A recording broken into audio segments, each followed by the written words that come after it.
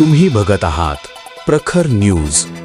प्रत्येक क्षण, प्रत्येक घडामोड तुमच्या सोबत. नाशिक जिल्ह्यातल्या बागलाण तालुक्यातून एक धक्कादायक प्रकार समोर आला आहे.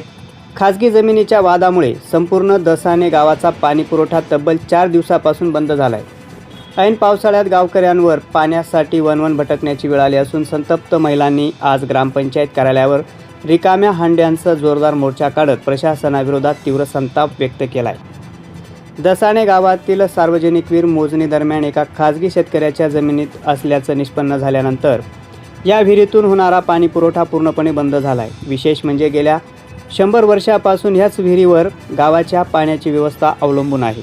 4 दिवसापासून पाणी नसल्यानं महिलांसह ग्रामस्थांचे मोठे हाल होत आहेत.